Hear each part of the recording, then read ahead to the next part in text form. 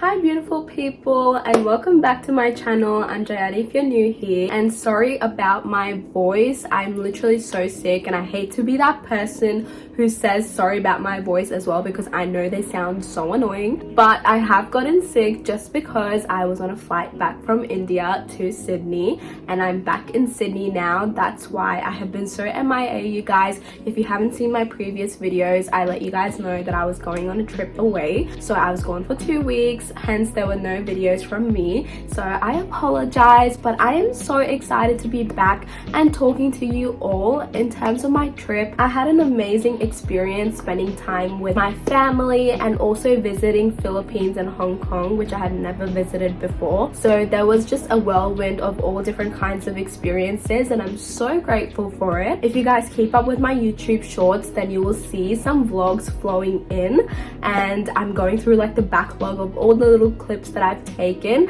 and I've made like a lot of short form vlogs, so stay tuned for that. Make sure you subscribe right now, because you're definitely gonna continue to see more of me. As I came back from my trip, I was so excited to make this video, and I thought about what it is that I want to share with you guys first. And honestly, with the new year coming in, I've been so excited seeing everyone's favorite reads of 2024. And if you know me or you've seen me on my channel, you know that I love reading so much. Like, reading is everything to me. It's probably my favorite hobby, you guys. So I'm so excited to give you my favorite books of 2024 recommendations and ones that you must be reading in 2025. Here is why. Now, these books are not in any particular order or any particular genre specifically. They're mainly fiction, just because I love stories, and genuinely, you guys, I think a story can teach you so much more than a non-fiction book, which is just telling you what to do, because stories are real experiences. What better way to learn than to learn from other people's experiences? So the first book that I'm excited to talk about is Go as a River by Shelley Reid. From what I saw online, I think this is Shelley Reid's very first book that she's published, and what an amazing first novel. I actually have not seen many people talk about this book, which is why I am so shocked, because this book was just so perfect. I think I gave it like a 4.5 star. It's based in the 1940s on this woman named Tori, and you go through like the themes of her loss that she's experienced by losing her mother, her siblings, and she falls in love with a man of color, which is extremely different for that time. The man's name in this book is Will. They fall in love with each other, and the obstacles that they face are extremely difficult to read about, but you're constantly rooting for them. Things do not go the way they're planned to be. Just a lot of tragedy strikes, and you kind of see Tori's life, how it plans out. The love and passion between Tori and Will is extremely beautiful in this, but the experiences that Tori goes through as a woman in this book truly encapsulates the strength of a woman. It's set in the farm area, and there's definitely a lot of metaphorical connections to the nature in this, which I really love about the book.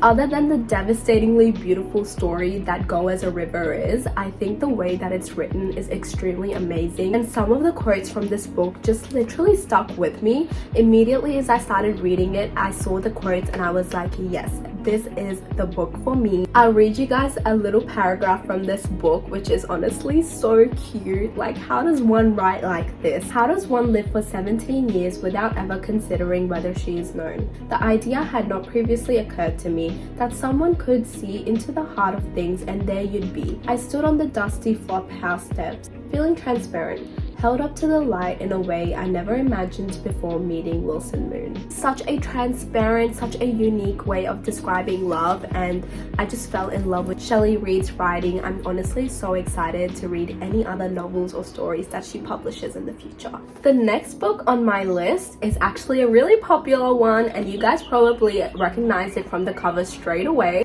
But this is called The Housemaid by Frida McFadden, and genuinely such an amazing thriller, you guys. I have not been trapped into a thriller like this since Verity. I loved Verity so much, and if you like that book, then you will love this book. Guys, it is such a short novel, as you can see. So easy to read. The words on the page just flow extremely well, and I don't know how Frida McFadden does this with her writing, but you feel like you can literally see the words come off of the paper and play out like a movie in front of your eyes. I actually finished this in like a day or two, and I was so hooked onto this story because I wanted to know what happened in the end that I was literally up till 1 or 2 a.m. at night reading, and I had nightmares about this book, you guys. It was so thrilling. The story is about this girl named Millie who comes to work as like a babysitter slash housemaid, housekeeper for this woman named Nina and her husband Andrew. They're the Winchesters and they're like these really rich people. Millie kind of starts to get feelings for Andrew because Nina's actually such a bitch. She doesn't know why Andrew would be with a woman like Nina. Nina is honestly such a frustrating character in this, you guys. As you keep reading, you kind of see her character progression and realize why she is the way that she is. I don't want to spoil anything in this book. You just have to read it to know that these characters are so nuanced and things are not how they seem to be. If you're somebody who's been in a reading rut, I genuinely recommend picking up this book because you will no longer be in a rut, you guys. You will finish this book so quickly and you will be left with your jaw dropped. Also, guys, I read this book as part of my book club and my friends and I were discussing this, but the daughter in this book, Nina and Andrew's daughter, well, she's not actually Andrew's biological daughter, but you guys will see in the book, she's kind of really creepy and it's kind of really scary at the beginning, but then you also understand why she is the way that she is. All right, not spoiling it anymore. You guys have to read it in 2025 because if I haven't convinced you already, they're making a movie on this book, and of course it's called The Housemaid, but it stars Sydney Sweeney, Amanda Seyfried, and also that guy from It Ends With Us, the one who plays Atlas. The star cast honestly looks so amazing, so accurate, so that is your reason if you want to watch the movie in 2025, then you gotta read this book in 2025 as well. The next book on my list is Just Last Night by Hari McFarlane. I actually got this recommendation from Hayley Pham on YouTube. I love watching her book reviews and she gave this a solid 5 out of 5 stars. I honestly was really intrigued by it because it was very much giving coming of age vibes and I love those kinds of stories. So once I read this book, guys, I understood why this was a 5 out of 5 stars. Like, I gave this 5 out of 5 as well. My favorite book of the year. I'm not even joking. Such an amazing read. The story follows 4 friends and 2 of them are Eve and Ed. Eve has been in love with Ed pretty much half of her life and she's been pining for him, but he's kind of moved on. You see her go through her journey of trying to get over him, but also understanding why she was so in love with him. Then an extremely sad tragedy strikes on this friend group, which I don't want to spoil for you guys, but it is so devastating, so please look at trigger warnings before you read this book. It completely changes Eve as a person and changes her point of view on life. You kind of realize that people are not always the way that they seem to be. It really teaches you that you can know somebody your whole life, but you might not ever truly know them. Or you think you know someone your whole life, but they could surprise you in extremely pleasant ways. That's all I'm gonna say about this book. I've talked about it a little bit more in my video, books every person should read in their 20s. So if you haven't watched that already, make sure you find that on my channel because that one has a more philosophical meaning behind this book. But I think that it encapsulates human experiences really well. It teaches you how to get through aspects of loss and how to kind of comprehend them in your life, how to find meaning of them, how human friendships are so complex, and why forgiveness is extremely important. But guys, I know that I've highlighted like the tragedy part of this book a lot, but there is a lot of humor in here as well, so you will get a good mix of everything. There's humor, passion, love, friendship, heartbreak, tragedy, everything. Read this book because it is just the best. If Just Last Night was my favorite book of the year, this was a very close second, honestly almost a tie. But this book is called The Invisible Life of Addie Laro by V.E. Schwab. I think that's how I say their name. I'm not 100% sure. I haven't done a ton of research on this author. I'm really sorry about that, but I would be so into reading their other books because I love this book so much. Biggest surprise of the year, you guys. It's set in France, 1714, and guys, that's already such a beautiful setting thing to start with. But a woman named Addie is being married out of her free will, and she runs into the darkness on her wedding night, praying to the evil gods that she doesn't want this. She wants to change her life. The wish that she makes ends up biting her in the ass because she ends up selling her soul to the darkness, and the darkness is a character on his own. She names him Luke. That's not really his name, but that's how she perceives him, which I thought was such an interesting concept to humanize the aspect of darkness so much. And that was genuinely my favorite part about the book. That's the thing that makes me keep thinking about it so much. Her life basically turns into this crazy thing. Like, she lives through wars, she lives through the years, Paris, New York, Austria, different areas of France, and it's honestly such a surreal experience to see her go through these different decades, these different generations.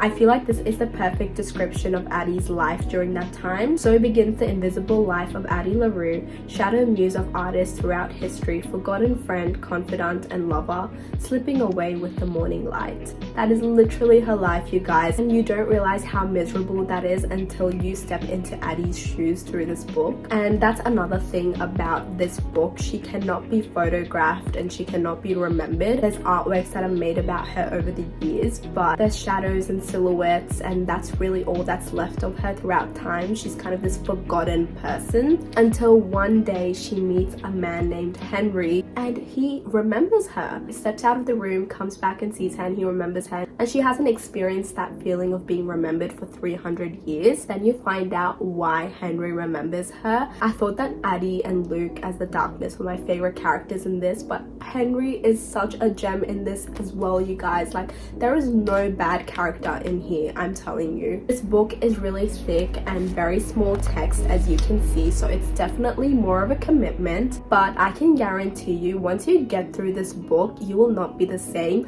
I could not stop thinking about the story, the ending, everything. I literally made a whole playlist about it on Spotify just because I was reliving it in my head all of the time. Again, an extremely visual book. I recommend this book with my whole heart. Alright guys, with that, I'm going to end the video off here. These are my favorite books of 2024. How exciting is that? 2024 is over, so now if you need some reading motivation for 2025, you know which books to get onto. I feel like I gave you guys a good variety, so definitely let me know if you pick up any of these books. If you read any book, even one book in 2024, put that in the comments down below, or just tell me what your favorite book is, because I think books are beautiful stories. The type of books one person likes tells you a lot about them as well, so I would love to get to know you guys by knowing your favorite books as well. If you have any recommendations for me for 2025 as well, let me know, because I'm definitely going to continue my reading journey. I loved reading for many years, and I'm planning to continue it for all the years to come. If you guys don't know, I'm in a book club, so I will definitely keep you guys updated in terms of book club sessions like I did within my vlogs last year. Make sure you guys like this video and subscribe right now so that we can be friends and stay connected with one another. Also, if you ever need me, remember that I'm a comment or DM away, so even if you want to comment down below how you're feeling or message me on Instagram or TikTok, I'm super active on there. It's Jayadi's camera roll everywhere on all those platforms. Side note, if you guys are waiting on Brown Girl's Guide series, then don't worry, it is coming back and I am planning. I'm so excited to make Brown Girl Guide videos within this year as well. I really wanted to turn into a podcast vibe, so I'm really manifesting that for the year ahead. Anyways, I'm gonna head off now, but I will catch you guys in the next video. Love you all. Bye.